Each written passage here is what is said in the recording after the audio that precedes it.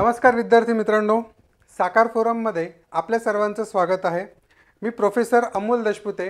आज आपण UPSC 2025 तसेच MPSC 2025 या परीक्षांकरता जो लागणारा वैकल्पिक विषय आहे तो कसा निवडायचा, कुठले कुठले क्रायटेरिया त्याच्यासाठी लक्षात ठेवायचे, कारण काय बाजारामध्ये भरपूर लोक आहेत जे तुम्हाला मार्गदर्शन करतात, राईट। ते काय वाईट करतायत, चुकीचं करतायत अशातला भाग नाही, पण त्या सगळ्या गोष्टी मी एका ठिकाणी आणल्यात असं म्हटलं तरी काही हरकत नाही। म्हणजे काय की तुमच्या सगळ्या समस्या त्या ठिकाणी सॉल्व्ह होतील। बघा, तुमच्या स्पर्धा परीक्षेच्या जर्नीमध्ये जर तुम्ही राज्यसेवा, आता राज्यसेवेला पण तो ऑप्शनल विषय चालू होतोय, UPSC 2025 या दोघो गोष्टी जर तुम्ही करत असाल किंवा यातली कुठलीही गोष्ट करत असाल तर तुम्ही एक्झाम प्रिलिम पास झाल्यानंतर, बरोबर आहे, कारण प्रिलिम पास होणं त्यातल्या त्यात एक मोठं दिव्य आहे, बरोबर आहे। अनेक विद्यार्थी परीक्षा देतात, त्यातून काही विद्यार्थ्यांची निवड होते आणि ते विद्यार्थी, ते लकी विद्यार्थी मी असं म्हणेल, मुख्य परीक्षा देतात। मग ज्यावेळेस तुम्ही मुख्य परीक्षेला येतात, जे मुख्य परीक्षेला पास होतात, पूर्व परीक्षेला पास होतात, त्या लकी विद्यार्थ्यांमध्ये काही विद्यार्थी असे आहेत की जे अचानक पास झाले, त्यांना माहितीच नाही, एक्झाम दिली आणि ते पास होऊन गेलेत सरप्राइझिंगली। असं नाही की विदाऊट अभ्यास करता झालेत, पण खूप कमी अभ्यासावर पण ते पास होऊन गेलेत। मग अशा वेळेस असे विद्यार्थी आणि जे विद्यार्थी अनेक वर्षापासून करतायत त्यांना थोडंसं एक सॅच्युरेशन लेवल आलेली असते आणि नवीन विद्यार्थी त्यांना त्यातली काही माहिती नसते। तर तुम्ही मुख्य परीक्षा पास होणार की नाही होणार हे तुमचा वैकल्पिक विषय, जो ऑप्शनल सब्जेक्ट आहे ना, तो ठरवत असतो। ही गोष्ट लक्षात घ्या, कारण हा अतिशय महत्त्वाचा सब्जेक्ट आहे स्पर्धा परीक्षेतला, तुमच्या जर्नीमधला। जर तुमच्या ऑप्शनलमध्ये तुम्हाला कुठल्याही प्रकारचं कन्फ्युजन असेल, कुठल्याही प्रकारची साशंकता असेल, कुठल्याही प्रकारची अंडरस्टँडिंग नसेल, काही समस्या असतील, तर तुम्ही तुमचं 100% त्या ऑप्शनलवर देऊ शकत नाही आहे। ही गोष्ट लक्षात ठेवा, बरोबर आहे। मग काय कुठले विषय निवडले पाहिजे ऑप्शनलला, बरोबर आहे। तुम्ही तर म्हणाल सर तुम्ही एक विषय शिकवतात म्हणून तुम्ही तो सांगाल, तर मी त्याच्याविषयी तर बोलणारच नाही, मी जनरलाइज तुम्हाला स्टेटमेंट्स देणार आहेत, राईट, की काय केलं पाहिजे, कुठल्या गोष्टी लक्षात ठेवल्या पाहिजेत ऑप्शनल विषय निवडताना।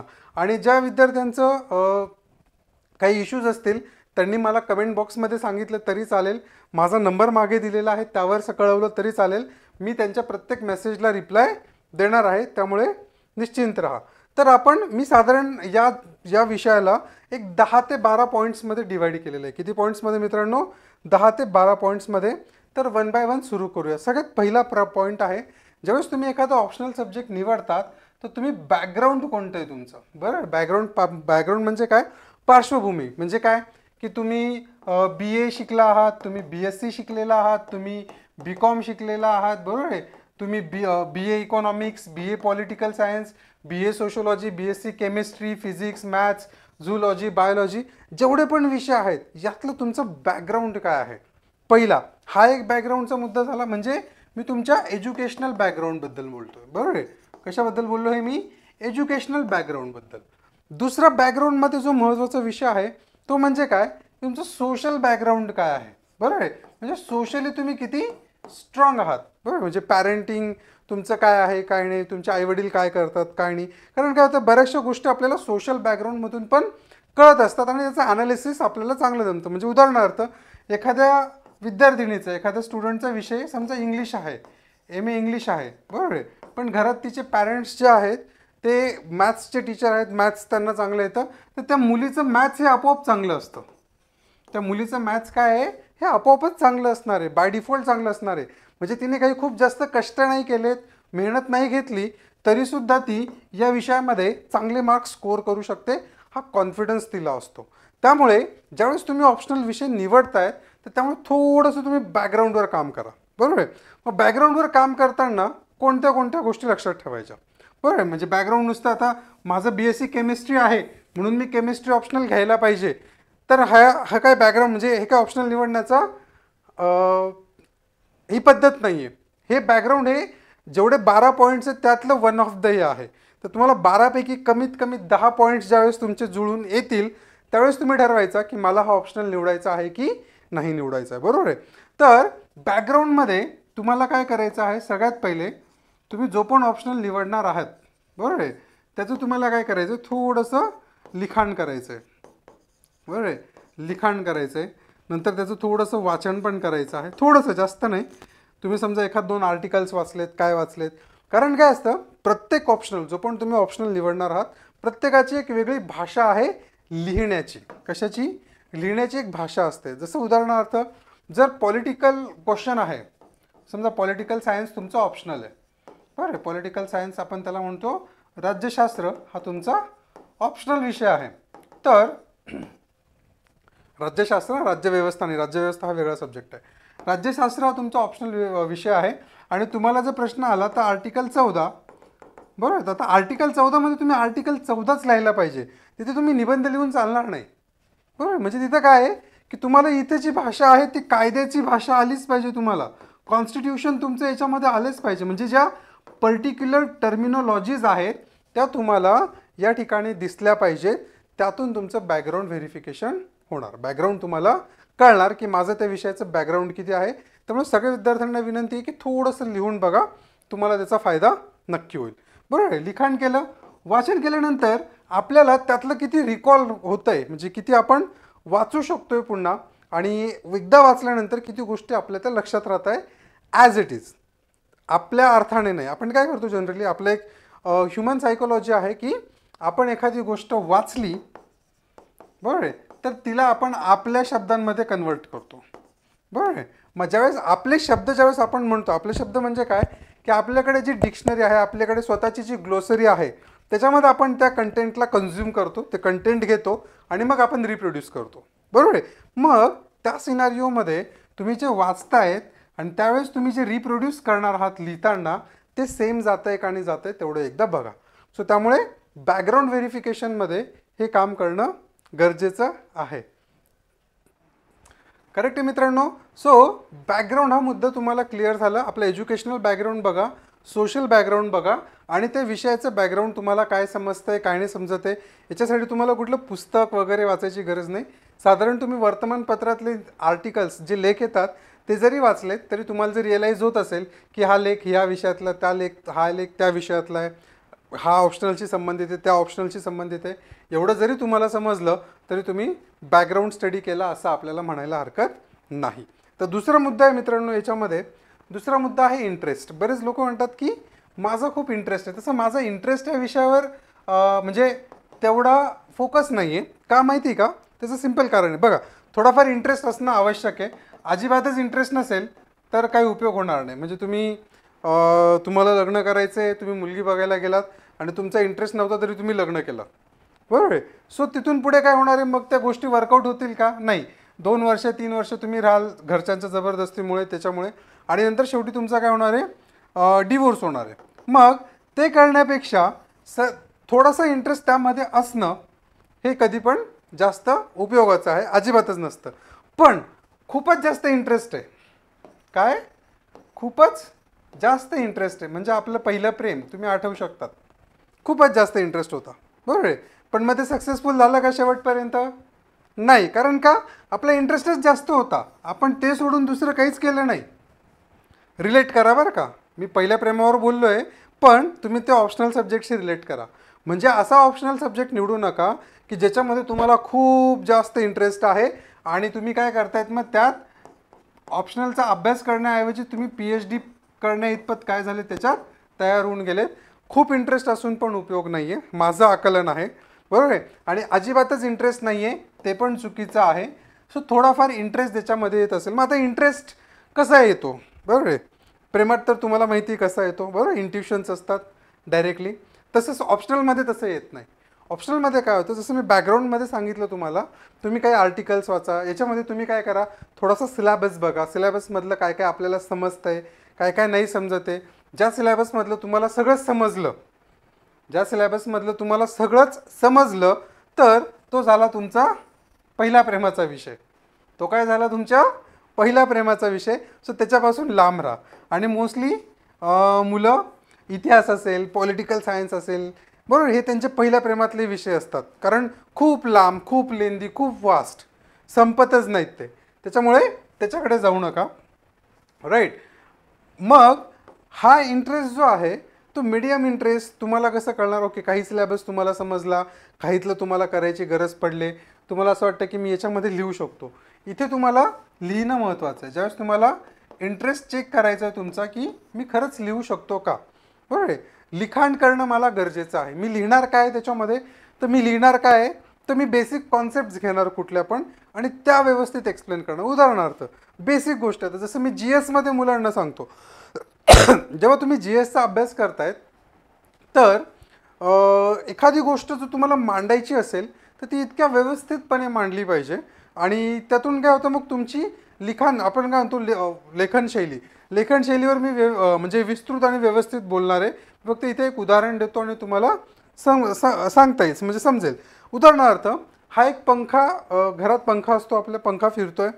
या पंख्यावर मी तुम्हाला लिहायला लावलं, मी तुम्हाला लिहिण्याचा टॉपिक दिला फक्त पंखा, बरोबर आहे.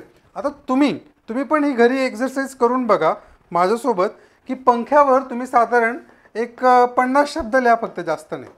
50 शब्दात तुम्हाला पंखा सांगायचा आहे. 50 शब्दात तुम्हाला पंखा सांगायचा आहे. आणि बिलीव्ह मी पंखा सगळ्यांच्या घरात सेमच आहे, बरोबर आहे. सेम म्हणजे कंपनी वेगळी असेल, करेक्ट आहे. कोणाच्या घरात 3 पाते असतील, कोणाच्या घरात 4 असतील, 5 असतील, डिपेंड्स. वेगवेगळे डिझाईन्स आले त्यावर. पण लक्षात घ्या, प्रत्येकाची जी मांडण्याची पद्धत असणार आहे ना, ती वेगळी असणार आहे. आणि त्यातूनच तुमचं बॅकग्राऊंड समजतं. त्यातूनच तुमचं काय समजतं? बॅकग्राऊंड समजतं. म्हणजे उदाहरणार्थ जर एखादा इलेक्ट्रिक इंजिनियर असेल, तो पंख्याबद्दल काय बोलेल? तो पंख्याबद्दल बोलेल, पंख्याची कॅपॅसिटी काय आहे, त्याच्यात कपॅसिटर कोणता आहे, कंडेन्सेटर कोणता आहे, मोटर कोणती टाकलेली, म्हणजे तो त्याची सगळी टेक्निकल माहिती देईल. एखादा आर्ट्समधला मुलगा आहे, तो पंख्याला काहीतरी कल्पनात्मक भावाने तो काय करेल, त्याच्यावर काहीतरी त्याचे रंग असतील, त्याची जी फिरण्याची पद्धत असेल त्याला रिलेट करेल आणि त्यावर तो लिहिणार आहे. एखादा कॉमर्स बॅकग्राऊंडमधला मुलगा असेल, तो काय करेल, पंख्याचं युनिट इकॉनॉमिक्स काय आहे तो ते सांगण्याचा प्रयत्न करेल. युनिट इकॉनॉमिक्स म्हणजे काय, पंख्याची किंमत किती आहे, तो किती वीज घेतो, तो 3 स्टार आहे, ग्रीन एनर्जी आहे, वाचवतो नाही वाचवतो, कॉस्ट किती आहे, प्रॉफिट काय, ह्या सगळ्या गोष्टी तू त्या पंख्यावर लिहू शकतो. म्हणजे काय की कॉन्सेप्ट जरी एक असली तरी तुमची लिखाण शैली वेगळी आहे आणि त्यातून तुम्हाला तुमचा इंटरेस्ट चेक करायचा आहे. ही गोष्ट लक्षात घ्या, करेक्ट आहे. पुढचा मुद्दा आहे जो ऑप्शनल निवडताना लक्षात घ्यायचा, सगळ्यात महत्त्वाची गोष्ट म्हणजे बघा, तुमचा पहिला पॉईंट होता बॅकग्राऊंड, तुमचं बॅकग्राऊंड मॅच झालं, बरोबर आहे. दुसरा पॉईंट होता तुमचा इंटरेस्ट पण मॅच झाला. तिसरा पॉईंट आला तुमचा स्मॉल. माझं म्हणणं आहे ज्या ऑप्शनलचा सिलेबस कमी आहे तो ऑप्शनल तुम्ही निवडला पाहिजे. स्मॉल कशामध्ये म्हटलं मी? स्मॉल हा सिलेबसच्या पॉईंट ऑफ व्ह्यूने म्हटलं मी. कशाच्या पॉईंट ऑफ व्ह्यूने? सिलेबस, जो अभ्यासक्रम तुम्हाला दिलेला आहे त्या अभ्यासक्रमाच्या पॉईंट ऑफ व्ह्यूने मी सांगतोय की हा अभ्यासक्रम छोटा असला पाहिजे. खूप मोठा अभ्यासक्रम जर असेल ना मित्रांनो, काय होतं की आपल्या आवाक्यातच येत नाही. आता एक उदाहरण द्यायचं म्हटलं तर इतिहास किंवा पॉलिटिकल सायन्स. पॉलिटिकल सायन्समध्ये काय सांगितलं तुम्हाला? पॉलिटिकल थिंकर्समध्ये डिफाईन केलेले नाहीत की कोणते थिंकर्स आहेत, बरोबर आहे. मग त्याचा आवाका तेवढा होतो. पॉलिटीमध्ये सांगितलं कॉन्स्टिट्यूशन ऑफ अदर नेशन्स. अरे अदर नेशन्स म्हणजे 200 देश आहेत, प्रत्येकाची कॉन्स्टिट्यूशन आहे वेगळी. मग प्रत्येक कॉन्स्टिट्यूशनचा अभ्यास करायचा आहे का आपल्याला? म्हणजे काय, त्या सिलेबसचा आवाका खूप वाढून जातो. हिस्ट्री, इतिहासामध्ये काय तुम्हाला सरळ एका वाक्यात, म्हणजे अख्ख्या इतिहासाचा सिलेबस तुम्हाला एका वाक्यात सांगता येऊ शकतो. त्यांनी जर दिलं सिलेबसमध्ये फक्त वर्ल्ड हिस्ट्री, काय दिलं? वर्ल्ड हिस्ट्री, जगाचा इतिहास, बरोबर आहे. म्हणजे अख्ख्या इतिहासाचा सिलेबस याच्यामध्ये संपू शकतो मित्रांनो, जगाचा इतिहास. कारण कालपर्यंत कोणत्याही विषयात जे पण झालं आहे ते सगळे इतिहासामध्ये आहे. सो प्रायोरिटी ठेवा की ज्या सिलेबसचा जो सिलेबस खूप छोटा आहे, आवाक्यामध्ये आहे, 3 ते 4 महिन्यामध्ये व्यवस्थित वेळ दिला तर अभ्यास पूर्ण होऊ शकतो, अशा सिलेबसला तुम्हाला निवडायचं आहे, अशा ऑप्शनलकडे तुम्हाला जायचं आहे. ही गोष्ट लक्षात घ्या. त्यानंतर पुढचा पॉईंट आहे स्कोरिंग, मार्क्स मिळवून देणारा, बरोबर आहे. मग स्कोरिंग म्हणजे काय रे मित्रांनो? तुम्ही तर म्हणाल सर कुठलाही ऑप्शनल जर घेतला आपण घेतो त्याच्यासाठी की आपल्याला मार्क्स मिळावेत, बरोबर आहे. कुठलाही ऑप्शनल विषय जर घेतला तर आपण घेतोच याच्यासाठी की आपल्याला मार्क्स मिळावे. मग स्कोरिंगचा अर्थ काय येतो या ठिकाणी? बरोबर, स्कोरिंगचा अर्थ काय होतो? 2 गोष्टी.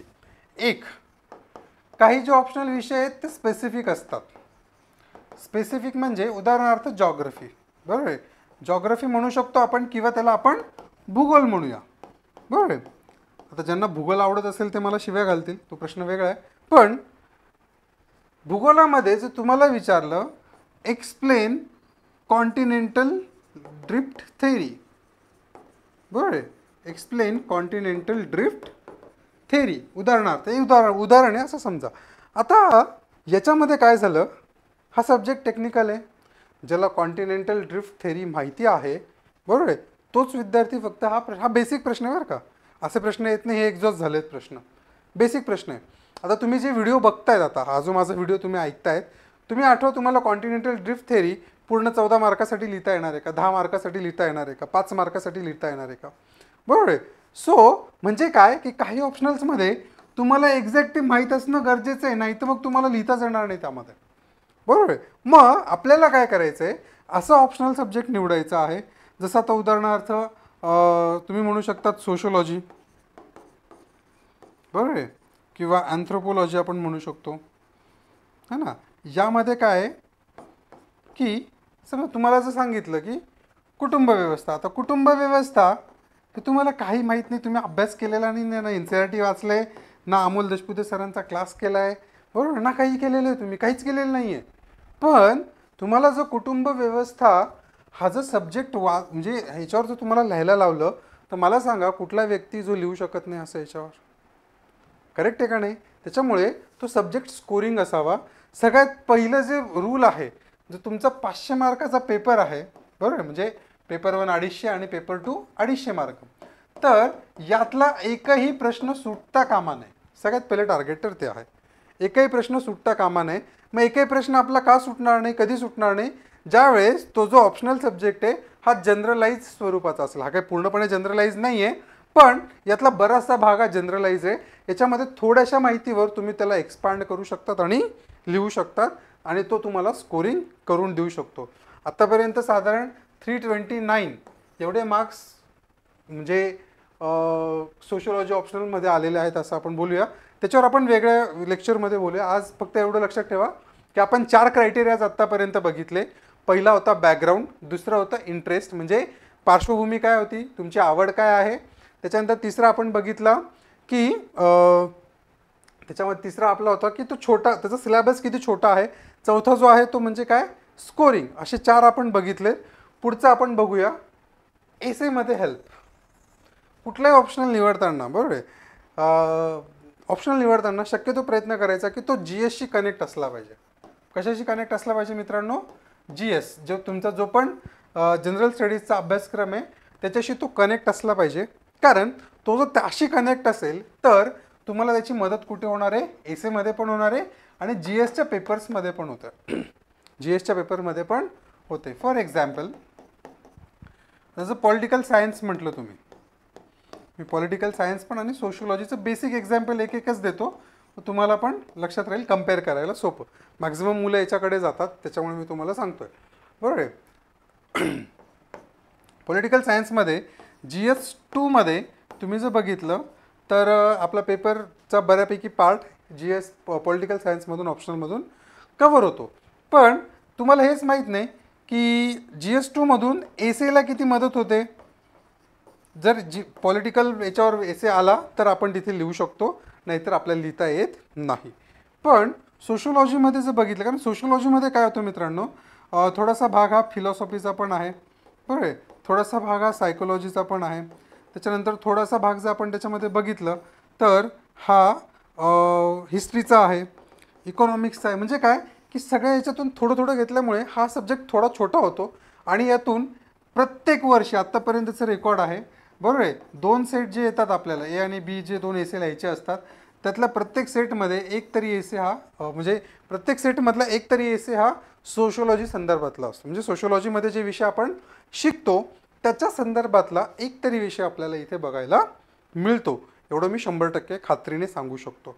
हिस्ट्रीमधून पण बऱ्याच वेळेला काही प्रश्न असतात, सायकोलॉजीमधून बऱ्याच वेळेला येतात, फिलॉसॉफीमधून पण बऱ्याच वेळेला येतात, बरोबर आहे. सो जे ऑप्शनल सब्जेक्ट, आता जसं केमिस्ट्री आहे, आता केमिस्ट्रीमधून एसेला येणं थोडंसं अवघड असेल नाही का. झूलॉजी ज्याचा ऑप्शनल आहे, असं नाही की मग त्यांनी तो झूलॉजी ऑप्शनल घेऊ नये, पण काय होतं, मग त्यांचा तो एक्सेप्शनली वेल असावा लागतो आणि त्यांना GSला वेगळा वेळ आणखी द्यावा लागतो, वेगळा अभ्यास त्यांना आणखी करावा लागतो. एवढी अडचण मात्र त्या ठिकाणी होते. आपण इथे काय माहिती आहे का, लक्षात ठेवा, आपण इथे ना डिग्री घ्यायला नाही आलेलो मित्रांनो, बरोबर आहे. म्हणजे इथे असं काही नाही की तुम्ही 3 वर्ष घालवले आणि 3 वर्षानंतर तुम्हाला बॅचलर डिग्री मिळाली, आणखी 2 वर्ष घालवलेत, बरोबर आहे, म्हणजे 2 मेन्स झाल्यात आणि 2 मेन्स पास नाही झाल्यात, मग तुम्हाला MAची डिग्री किंवा MBAची डिग्री मिळाली, असं होत नाही मित्रांनो इथे. त्यामुळे इथे ना थोडंसं सेल्फिश आणि स्वार्थी राहा, विषय निवडताना पण आणि तो लिहिताना पण. तुमची आवड लागते असेल पण बाकीच्या क्रायटेरियामध्ये बसत नसेल तर त्या विषयाकडे जाऊ नका, बरोबर आहे. कारण जनरली काय होतं, माणूस आपल्या आवडीच्या पुढे जात नाही, है ना, ती चूक त्या ठिकाणी करतो. पण नंतर त्याची जेव्हा 4-5 वर्ष जातात, मग मुलं माझ्याकडे येतात, सर 4 वर्ष झाले, 3 मेन्स दिल्यात, पण ऑप्शनलमध्ये स्कोरच होत नाही आहे. बाळा, तू लिहू शकत नाही आहे तो ऑप्शनल, तर स्कोर कसं होणार? कारण तुझा एरिया आहे तो चुकीचा निवडलेला आहे आणि त्यातून तुला स्कोर होणारच नाही आहे. मग ज्यावेळेस ते ऑप्शनल बदलतात, मग ते पास होतात आणि मग म्हणतात थँक्यू सरचे चेंज झाला. अरे पण गधड्या, तू पहिले ऐकलं असतं तर तुझे 3 वर्ष वाचले असते ना. त्यामुळेच हा व्हिडिओ बनवण्याचं प्रयोजन हेच आहे की तुम्हाला एक आयडिया यावी की मला काय काय गोष्टी त्या घ्यायच्या. त्यामुळे 5वा पॉईंट आपला जो होता तो एसेमध्ये मदत, हा 100% सगळ्यांना लक्षात ठेवायचा आहे. त्यानंतर 6वा पॉईंट जो होता तो मध्ये इंटरव्ह्यूमध्ये हेल्प. करेक्ट आहे. ऑप्शनल पेपर आपला जनरली काय होतं, आपण त्याचं डेप्थमध्ये स्टडी करतो ना, थोडंसं डिटेलमध्ये जाऊन त्याचा आपण अभ्यासक्रम करतो. आणि मेन्स पास झाल्यानंतर मुलाखत हा अतिशय महत्त्वाचा असतो, बरोबर आहे. मुलाखतीमध्ये तुमची जी पर्सनॅलिटी आहे ना, ते तुमच्याकडे किती सब्जेक्ट नॉलेज आहे याच्यावर ठरत नाही, तर तुम्ही जे शिकला आहात आत्तापर्यंत, जे पण तुम्ही वाचले शिकला आहेत, त्याच्यामध्ये तुम्ही किती ते मांडू शकतात प्रभावीपणे, हेच तुम्हाला चेक करतं. तुम्हाला काय वाटतं, इंटरव्ह्यूला तुमचं नॉलेज चेक करतात? Do you relief think so की नॉलेज चेक करतात? नाही, ते तुमचे इंटरपर्सनल स्किल्स चेक करतात. तुम्ही किती प्रभावी बोलू शकतात, किती तुम्ही प्रभावी एखाद्या सिच्युएशनला हँडल करू शकतात, एखाद्या विषयावर तुम्हाला बोलायला दिल्यानंतर तुम्ही किती व्यवस्थितपणे तो मांडू शकतात, याचा अभ्यास तुमचा मुलाखतीमध्ये केलेला असतो, म्हणजे मुलाखतीत तुम्हाला करावा लागतो. आणि त्याच्यासाठी तुम्हाला ऑप्शनलच्या विषयाची मदत होणं गरजेचं आहे आणि आवश्यक आहे, अतिशय महत्त्वाचं आहे ते, ही गोष्ट लक्षात ठेवा. कारण जर ते नाही झालं तर मग तुम्हाला अडचण येते. अगेन आपण याच्यावर बोललो आहे की ऑप्शनल विषय हा सोपा असावा, डेफिनेटली अवघड कोणी निवडणार नाही जाणून बुजून. त्यानंतर 2-4 गोष्टींवर प्रश्न येतात. एक गायडन्स, नोट्स, मटेरियल. बघा आता तर मी 2-4 शब्द वापरतो माझ्या लेक्चर्समध्ये नेहमी. मार्गदर्शक तर आज जर बघितलं तर गल्लीबोळात मार्गदर्शक तयार झालेले आहेत, बरं. कोणाला ब्लेम करण्यात काही अर्थ नाही आहे, पण ज्यांचं काही बॅकग्राऊंड नाही, काहीच नाही, ते पण मार्गदर्शक बनतात. सो मी मार्गदर्शक म्हणण्यापेक्षा मी म्हणेल की अनुभवी मार्गदर्शक हा अतिशय महत्त्वाचा शब्द आहे. अनुभवी मार्गदर्शक, बरोबर आहे. जसं उदाहरणार्थ माझं स्वतःचं द्यायला झालं, 2016 पासून आपला क्लास सुरू झालेला आहे मित्रांनो, 2016 पासून, आणि गेल्या 8 वर्षापासून मी सोशोलॉजी ऑप्शनल शिकवतोय. मग 8 वर्षापासून शिकवतोय म्हणजे काहीतरी अक्कल असेल थोडीफार सोशोलॉजीमध्ये. कारण म्हणजे नाही म्हटलं तरी प्रत्येक वर्षी कमीत कमी 8 ते 10 बॅचेस पास होत असतील कमीत कमी, राईट. मुलं पास होतात. हां, आम्ही कोणाचे फोटो लावत नाही, हा प्रश्न वेगळा आहे, ते आमचे इथिक्स आहेत म्हणून आम्ही त्यामध्ये जात नाहीत. पण ही गोष्ट लक्षात ठेवा, अनुभवी मार्गदर्शक असणं गरजेचं आहे. कारण याची गरज तुम्हाला कशासाठी लागते? एक, तुम्ही जे करत आहात ते बरोबर आहे की नाही ते व्हॅलिडेट करण्यासाठी, बरोबर आहे. दुसरं, ज्या कॉन्सेप्ट्स तुम्हाला कन्फ्युजिंग आहेत, तुम्हाला काही कळाल्या नाहीत, तर त्या कॉन्सेप्ट्स तुमच्या क्लासमधून क्लिअर होतात त्यासाठी. तिसरं, तुम्ही जे शिकलायत ते तुम्ही प्रोड्यूस करतायत, तुम्ही जे लिहितायत ते रायटिंग तुमचं बरोबर आहे की नाही ते इव्हॅल्युएट करून घेण्या, म्हणजे ते रायटिंग चेक करण्यासाठी. आणि चौथं जे आहे ते म्हणजे इव्हॅल्युएशन करण्यासाठी, बरोबर आहे. तुम्ही जे लिहिलं आहे ते इव्हॅल्युएशन करण्यासाठी आणि तुम्हाला सजेस्ट करण्यासाठी की याच्यावर तुम्ही आणखी काय करू शकतात, काय वाचलं पाहिजे, कसं वाचलं पाहिजे, याच्यासाठी तुम्हाला मार्गदर्शनाची गरज आहे. नोट्स, जिथे तुम्ही मार्गदर्शन घेतात ते नोट्स तुम्हाला 100% देतात. पण मी सजेस्ट करेल की फक्त नोट्सवर रिलाय राहू नका. थोडंसं काय होतं, नोट्स आहेत ना मोनोटॉनस होऊन जातात, तर काही बुक्स पण वाचायचा प्रयत्न करा. बुक्सवर मी एक वेगळा स्पेशल व्हिडिओ बनवणार आहे, व्यवस्थित चांगला रिसर्च करून बनवणार आहे आणि ते पण. सो बुक्स तुम्हाला मी सांगेल की कुठले रेफर केले गेले पाहिजेत, राईट. त्यानंतर चौथी जी गोष्ट आहे मटेरियल. ह्या एका शब्दापासून मी थोडं म्हणजे आता तुम्ही म्हणाल नोट्स झाले, लेक्चर झाले, अजून मटेरियल काय राहतं, तर अदर जे बुक्स PDF काय पण तुम्ही जे वापरतात, टॉपर्सच्या नोट्स असतील, हे असतील, ते असतील, मित्रांनो लक्षात घ्या की मटेरियल टेररिझमपासून थोडंसं लांब राहा. मी मटेरियल टेररिझम म्हणतोय बरं का, कारण तुम्ही जर आज कुठल्याही वेबसाईटवर गेलात, कुठेही गेलात, गुगलला गेलात, काही केलं, प्रचंड प्रमाणामध्ये मटेरियल उपलब्ध आहे तुमच्याकडे आणि तुम्ही काय करतात, फक्त झेरॉक्स मारून आणायचं, ठेवायचं, समोर ठेवायचं, वाचायचं नाही, पाहून समाधान घ्यायचं फक्त लांबूनच. तर ती चूक करू नका. त्यामुळे ह्या गोष्टी जर उपलब्ध असतील तर त्या ऑप्शनलकडे गेलात तरी काय हरकत नाही आहे मित्रांनो. पुढचा पॉईंट आहे तुमचा रोल ऑफ करंट अफेअर्स. बरोबर आहे. आता मी ऑप्शनल निवडताना मुलांना सजेस्ट करतो की तुम्ही असं ऑप्शनल कधीच निवडू नका की ज्याच्यामध्ये खूप जास्त डायनॅमिक करंट अफेअर आहे. उदाहरणार्थ पॉलिटिकल सायन्स. एक्झाम्पलसाठी पॉलिटिकल सायन्समध्ये काय मित्रांनो की कंटिन्युअस अपडेट आहेत, कंटिन्युअस म्हणजे मोदीजी आज चायनाला गेलेत आणि मोदीजी परत 6 महिन्यांनी चायनाला गेलेत. मग तुम्ही आज जे वाचलेलं आहे ना त्याच्यानंतर तुम्हाला पुन्हा नवीन ते 6 महिन्यानंतरचं वाचायला लागणार आहे. मोदीजी परत बांगलादेशला गेले, अमेरिकेला गेले, इकडे गेले, तिकडे, जिकडेही जातील तेवढे जेवढे पण रिलेशन्स आहे, म्हणजे हा अतिशय डायनॅमिक करंट अफेअर्स असलेला सब्जेक्ट आहे. मग याच्याने काय होतं की त्याचा वासनेस जो आहे ना तो खूप वाढून जातो मित्रांनो. कारण तुम्ही ऑलरेडी करंट अफेअर्स जे आहेत ते GSच्या पॉईंट ऑफ व्ह्यूने करतायत, तेच तुमच्याने व्यवस्थित होत नाही आहे आणि परत मग तुम्ही काय करतात, ऑप्शनलच्या सब्जेक्टकडे येतात आणि तो करंट अफेअर्स बेस्ड घेऊन घेतात.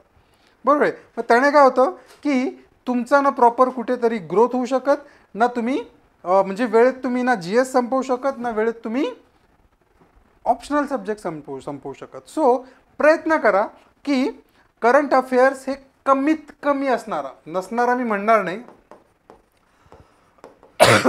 कमीत कमी, कारण इतिहासात पण करंट अफेअर्स होतं. समजा इंडस व्हॅली सिव्हिलायझेशनमध्ये काही नवीन सापडलं तर ते करंट अफेअर्सचा पार्ट होतो. तो कमीत कमी असणारा असा ऑप्शनल सब्जेक्ट तुम्हाला निवडायला पाहिजे. बरोबर आहे. त्यानंतर पुढचा बघितला टॉपर्स ऑप्शनल. ह्या दोन गोष्टींकडे जायचं नाही. म्हणजे हे पॉईंट त्याच्यासाठी टाकले कारण मोस्टली काय होतं की समजा यावर्षी पहिला टॉपर आला पॉलिटिकल सायन्सचा, दुसरा आला अँथ्रोपॉलॉजीचा. मग त्यावर्षी मुलांनी काय केलं, सगळ्यांनीच पॉलिटिकल सायन्स घेतलं, अँथ्रोपॉलॉजी घेतलं. तिसऱ्या वर्षी टॉपर येतो मग तुमचा लॉचा.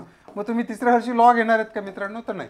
म्हणजे काय, ह्या आहे टॉपर्स ऑप्शनल आणि UPSCचे रिझल्ट अनालिसिस. बरोबर आहे. की त्यावर्षी किती मुलं होते, किती पास झाले, काय झालं. काही जण म्हणतात स्केलिंग वगैरे होतं. बरोबर आहे, होत असेल, नो प्रॉब्लेम. पण ते ॲनालिसिस करून टॉपर्सच्या निर्णयावरून तुम्ही तुमचं ऑप्शनलचा निर्णय ठरवू नका.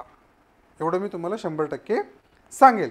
पण एवढं एक नक्की बघा की पहिल्या 100मध्ये जर एखाद्या विषयाचे ऑप्शनलचे विद्यार्थी जास्त येत असतील, करेक्ट आहे, म्हणजे रिझल्ट अनालिसिस जे आहे एखाद्या विषयामध्ये ते पहिल्या टॉप 100मध्ये ऑप्शनलचे विद्यार्थी ज्या विषयाचे जास्त येतात त्याकडे आपण थोडंसं गेलं तर काही प्रॉब्लेम नाही आहे. मग कारण काय होतं की आपल्याला रेफरन्स मटेरियल पण भेटून जातं आणि आपल्याला एक आयडिया पण येते की या सब्जेक्टला स्कोप आहे.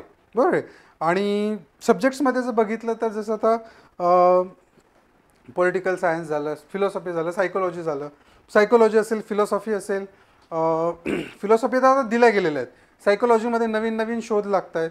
सोशोलॉजीमध्ये नवीन नवीन शोध आहे. सोशोलॉजी तर काय तुमचा 200 वर्ष जुना विषय आहे, फक्त 200 वर्ष जुना विषय, म्हणजे लेटेस्ट सब्जेक्ट आहे तो आणि त्याच्यामध्ये स्कोप जास्त आहेत. त्यामुळे मॅक्झिमम मुलं त्याच्याकडे जातात असं आपण म्हणू शकतो. आणि लास्ट पॉईंट जो आहे तो स्टॅटिक सिलेबस. मी सांगितलं की करंट अफेअर्सशी संबंधित हा नसला पाहिजे, जास्त नसला पाहिजे, थोडाफार असला तर काही प्रॉब्लेम नाही आहे.